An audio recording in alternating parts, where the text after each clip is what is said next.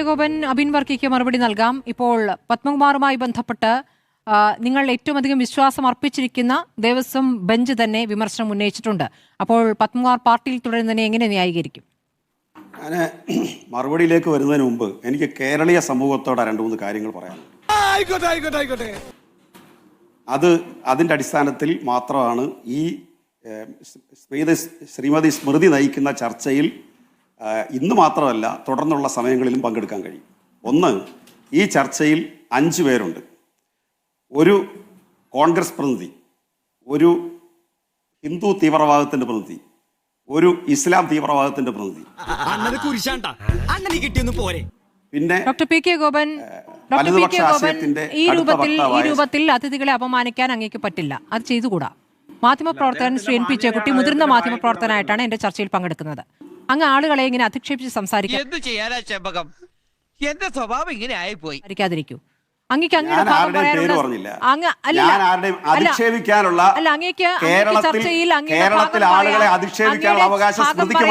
അങ്ങയുടെ ഭാഗം പറയാൻ സമയമുണ്ടല്ലോ. അങ്ങേക്ക് പറയാം. എന്റെ അതിഥികളെ അപമാനിക്കാൻ പറ്റില്ല. എന്റെ അതിഥികളെ അപമാനിക്കാൻ അങ്ങേക്ക് പറ്റില്ല. എന്റെ അതിഥികളെ അപമാനിക്കാൻ പറ്റില്ല. ചർച്ചയിൽ പങ്കെടുക്കാൻ സമ്മതിക്കത്തില്ലെങ്കിൽ നിങ്ങൾ സ്മൃതി ചർച്ചയിൽ പങ്കെടുക്കാൻ സമ്മതിക്കത്തില്ലെങ്കിൽ സ്മൃതിയുടെ ചർച്ചയിൽ ഒരാളും പങ്കെടുക്കില്ല. പേര് കേട്ട വിവരദോഷികളാണെന്ന് തോന്നുന്നു.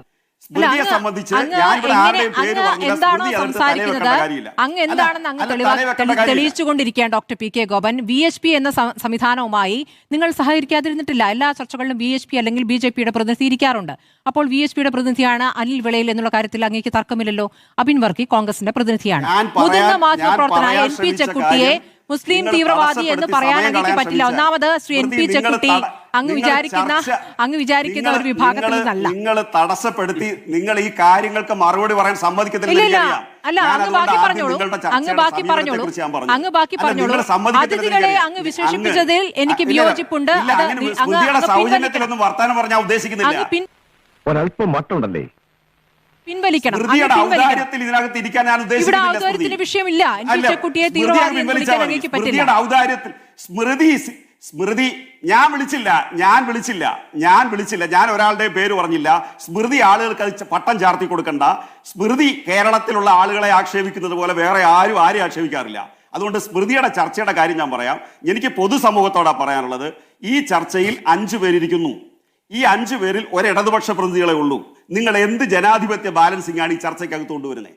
ഒന്നുകിൽ നിങ്ങൾ സമയം മര്യാദയ്ക്ക് അനുവദിക്കണം, അല്ലെങ്കിൽ ഇടതുപക്ഷ നിരീക്ഷകർ എന്ന് പറഞ്ഞ ഒരാളെ നിങ്ങൾ ഇരുത്തണം.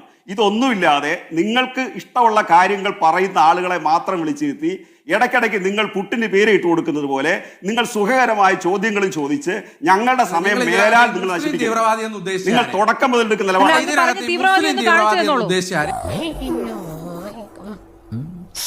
എന്താ ഉറക്കം വരുന്നു. എനിക്ക് മനസ്സിലാക്കാൻ വേണ്ടി ചോദിക്കുക, ഈ മുസ്ലിം തീവ്രവാദി എന്ന് ഉദ്ദേശിച്ച ആരെയാണ്? മുസ്ലിം തീവ്രവാദി ആരോ ഒന്ന് പറഞ്ഞു. ഞാൻ ഈ ചർച്ചയ്ക്ക് അങ്ങനെയുള്ള പരാമർശം നടത്താൻ ഉദ്ദേശിക്കുന്നില്ല. സമയമില്ല. മറുപടി പറയാൻ ഒരുപാട് കാര്യങ്ങൾ.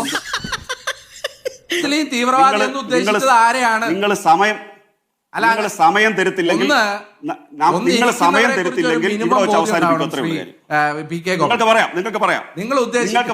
നിങ്ങൾ എൻ പി ചേക്കുട്ടി ആരാണെന്ന് മനസ്സിലാത്തോടാണ് നിങ്ങൾ ഈ മുസ്ലിം തീവ്രവാദി എന്നൊക്കെ പറയുന്നത്. അദ്ദേഹം അബിൻ വർക്കിയുടെ ക്ലാസ് കേട്ട് ഞാൻ അരമണിക്കൂർ നേരം അബിൻ വർക്കിയുടെ ക്ലാസ് കേട്ട്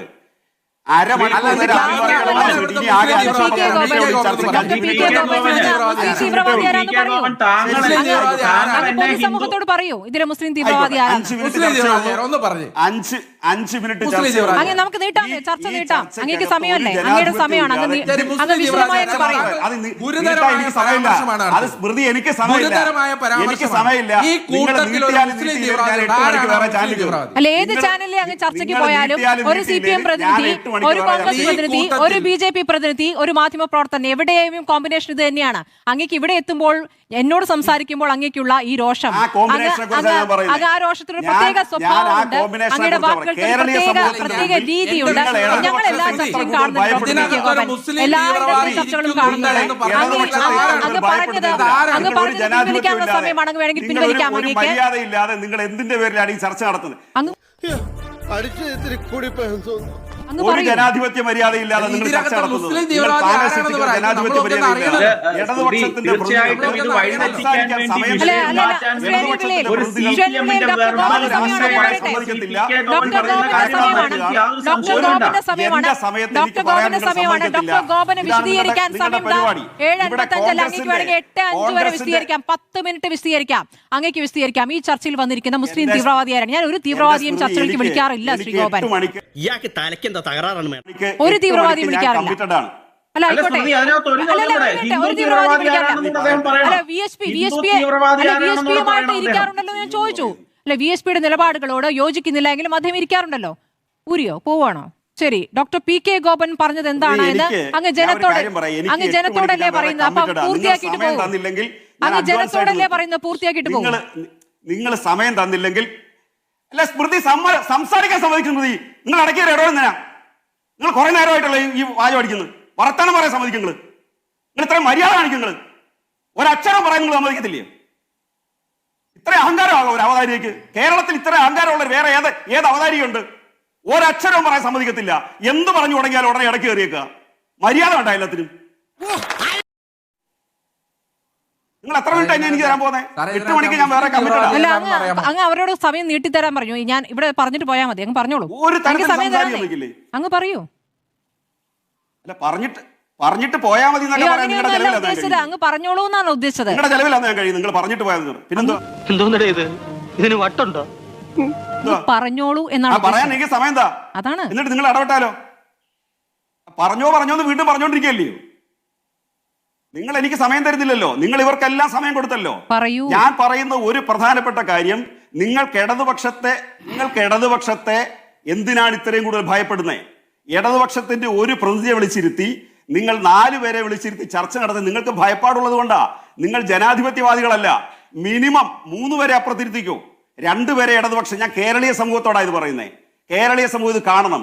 ഇത്തരം മാധ്യമ പ്രവർത്തനം എന്ത് ജനാധിപത്യ വിരുദ്ധമായ സമീപനമാണെന്ന് ഓർക്കണം. എന്നിട്ട് ഒരു അവതാരികയുടെ രാഷ്ട്രീയ പക്ഷപാതിത്വം കൂടെ ആയി കഴിയുമ്പോഴോ? അതുകൊണ്ട് ചർച്ച ചെയ്യാൻ സമയം തരത്തില്ല. ചർച്ച ചെയ്താൽ അതിനിടയ്ക്ക് കയറി ഇടപെടുക, ആ ആളുകളെ വ്യക്തിപരമായിട്ട് ആക്ഷേപിക്കുക, ഇതൊക്കെയാണ് ഇവിടെ കൊണ്ട് നടത്തിയത്. കനകോലുവിന്റെ ഞങ്ങൾ ചെവിയാടാ ഇവന്റെ ചെവി. ഇവൻ ആരാണെന്ന് നിനക്കറിയില്ല. ഇവൻ ചെറ്റിയാടാ. വെരട്ടിപ്പറ ചെറ്റിയാടാ. ഇരിക്കട്ടൊരു വെയിറ്റിന്. അങ്ങ് വെറുതെ ഇങ്ങനെ പറഞ്ഞു പോവല്ലേ? ഏത് വ്യക്തിയെ അങ്ങേ ഞാൻ അപമാനിച്ചോ? അങ്ങ് ഞാൻ അപമാനിച്ച് എന്ത് പറഞ്ഞു? എന്ത് അധിക്ഷേപിച്ചു അങ്ങേ? ഇതിൽ ഇവിടെ അപമാനിച്ചത് ഈ PK ഗോപനാണ്. ചർച്ചയ്ക്ക് ഇരിക്കുന്നുണ്ട് എന്ന് പറഞ്ഞിട്ടുണ്ടെങ്കിൽ അതിന് ഉത്തരം പറയണം. ഗോപൻ പറയൂ. അങ്ങേ ആരാണ് അധിക്ഷേപിച്ചത്? ഇവിടെ ആരും പറഞ്ഞില്ലല്ലോ ഒന്നും. ഞാൻ പറയേണ്ടത് എന്താണെന്ന് ഞാൻ സ്മൃതി തീരുമാനിക്കുന്നത്, സ്മൃതിയല്ല. അതുകൊണ്ട് എനിക്ക് പറയാൻ സമയം തന്നാലും ഇടപെടലില്ലെങ്കിലും ഞാനിത് പൂർത്തിയാക്കും, അല്ലെങ്കിൽ നിർത്തും. പണ്ഡിതനാണെന്ന് തോന്നുന്നു. അർത്ഥം പറഞ്ഞൊന്നും കേട്ടില്ലേ? അല്ല, ഇതിനകത്ത് വലിയ വാശിയൊന്നുമില്ല.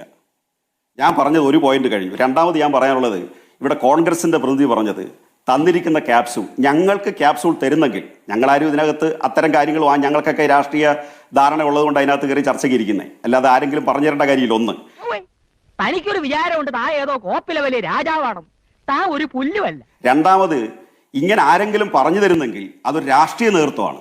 അല്ലാതെ 50 കോടി രൂപ കൊടുത്ത് പണം കൊടുത്ത് ഒരു PR ഏജൻസിയെ വാങ്ങിച്ചുകൊണ്ട് വന്ന് 100 ചില്ലുവാനും വർഷത്തെ രാഷ്ട്രീയ പാരമ്പര്യമുള്ള ഒരു പാർട്ടി BJPയുടെ അഡ്വൈസർ ആയിട്ടിരുന്ന ഒരാളെ കേരളത്തിൽ വിളിച്ചുകൊണ്ടിരുത്തി രാഷ്ട്രീയം ഉപദേശിക്കുന്നതിന്റെ ഭാഗമായിട്ടാണ് ഇന്ന് ഈ കാര്യങ്ങളെല്ലാം. അതുകൊണ്ടാണ് കേരള അസംബ്ലിക്കകത്ത് ഒരു ബജറ്റ് കേരളത്തിൽ അവതരിപ്പിച്ചു, ഒരു ബജറ്റ് കേന്ദ്രത്തിൽ അവതരിപ്പിച്ചു. 2 ബജറ്റും തമ്മിൽ താരതമ്യം ചെയ്യാൻ കേരള അസംബ്ലിക്കകത്ത് ഒരു അവസരം കിട്ടിയപ്പോൾ BJPക്ക് വേണ്ടി സ്തുതി പാടി അവരെ രക്ഷപ്പെടുത്താൻ വേണ്ടി കനകോല് കൊടുത്തൊരു തന്ത്രമുണ്ട്.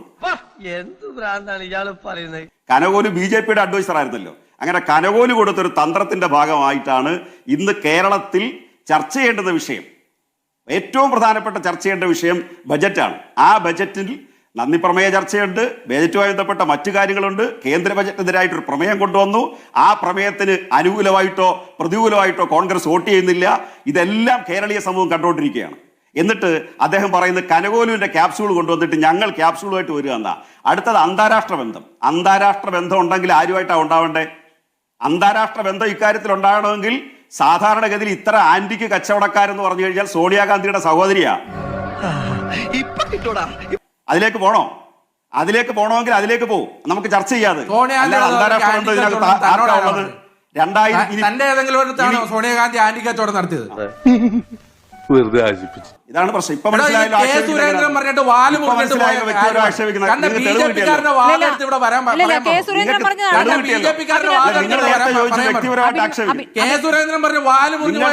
നിങ്ങൾക്ക് വ്യക്തിപരമായി ആക്ഷേപിക്കുന്ന താങ്കൾക്ക് സോണിയാഗാന്ധിയെ പറ്റി ഒരു കാര്യം മനസ്സിലായല്ലോ. സോണിയാഗാന്ധിയുടെ സഹോദരി എവിടെ വ്യക്തിപരമായിട്ട് ആളുകളെ ചീത്ത വിളിക്കുന്ന ആരാണ് മനസ്സിലായത്? ബിജെപി സംസ്ഥാന അധ്യക്ഷൻ കെ സുരേന്ദ്രൻ പറഞ്ഞ വാദമാണ് ഇപ്പോൾ ഏറ്റെടുത്തിരിക്കുന്നത്.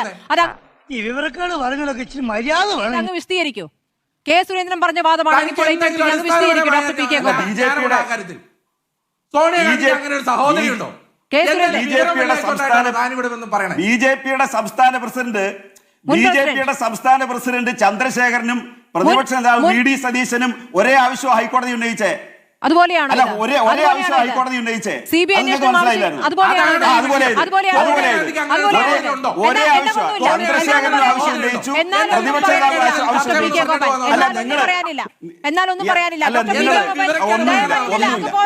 അങ്ങ് പോരുത് ശ്രീ ഗോപൻ, അങ്ങ് പോകരുത്. അങ്ങ് അധിക്ഷേപിച്ച സ്ഥിതിക്ക് ശ്രീ എൻ പി ചെക്കുട്ടിക്കും സംസാരിക്കാൻ അദ്ദേഹം പറഞ്ഞത് കേട്ട ശേഷം പോകുക. അതാണ് അതിന്റെ ഒരു മര്യാദ.